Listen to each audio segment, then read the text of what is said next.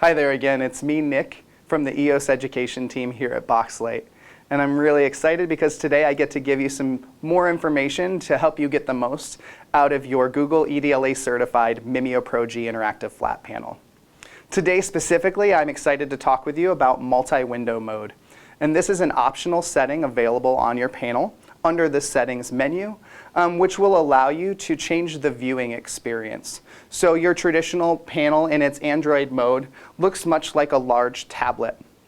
And once we switch into multi-window mode, you're going to notice that viewing experience change to be more in line with your familiarity with your desktop or laptop experience. Now we're going to dive right in, and in order to access and turn on this feature, we're going to open our apps drawer by swiping up from the center and selecting settings. Now if yours is not listed with your recently used apps at the top, they are listed alphabetically and you can scroll down to the S's to find settings there. We're then looking along the left-hand side for personal, and we'll also see that multi-window mode is listed there as like a subheading. Now, once we've opened up that personal menu, you're going to find multi-window mode here near the center of that list. And I'm going to turn it on by tapping the icon. Now it lets us know right away that it's going to need to restart the panel in order to turn this feature on. The same will be true to turn it off. So just plan ahead and plan accordingly for that. So I'm going to go ahead and click restart, and we'll give it just a moment to reboot. And with this new panel, this is a really pretty quick process, so no problems. All right, now that it is booted up, I'm going to log back in. And we'll take a look at what this does for us. Now I'm going to go ahead and open my Finder app, which is going to access the different files that are available on my panel.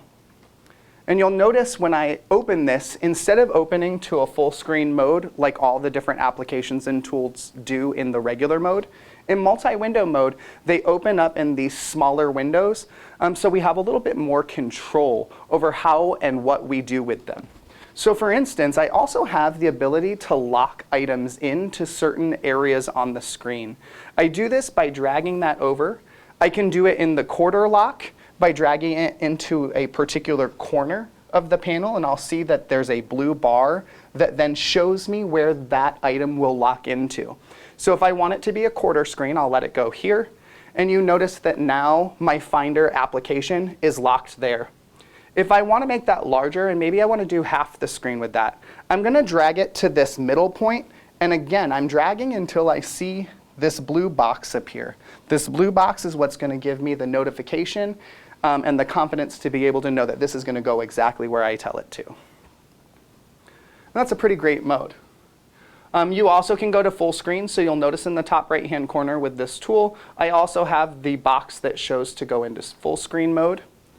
And with this particular application, it keeps that shrink option available to me. So if I wanted to go back into that smaller version of the window, or if I wanted to minimize it entirely, I still have those options available. Now that's a little tricky with one area. Now let's say that I want to open an internet browser window. And I'm going to go into full screen with that. You'll notice that I no longer have my option to minimize or to shrink this window. But don't worry, it's not gone permanently.